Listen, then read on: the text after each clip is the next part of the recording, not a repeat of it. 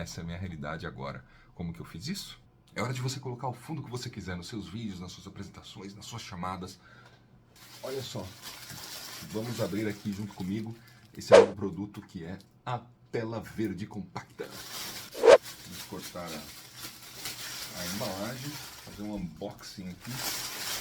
Isso é uma tela verde portátil. Você consegue grudá-la na sua própria cadeira.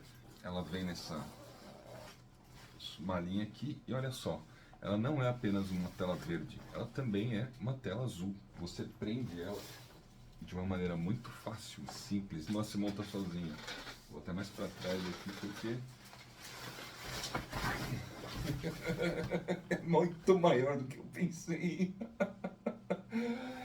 Ela vem aqui com o suporte para você prender a cadeira.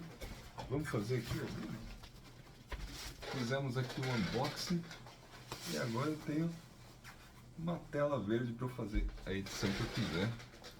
Seja para você fazer um stream, seja para você fazer um vídeo, uma apresentação, dá um jeito e pronto. Olha só, tem uma tela verde aqui em segundos. Fizemos a abertura do pacote e se você quiser o azul, é só você do outro lado.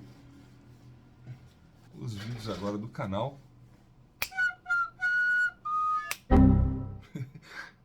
Não. Os vídeos do canal vão ter uma apresentação muito mais bacana daqui pra frente. Para comprar o seu, basta clicar aqui no link nos comentários. O preço é muito menor do que você espera, o tamanho é muito bacana e a qualidade é excelente, espetacular. Já está aprovado e testado aqui. Eu conheci ele junto com vocês.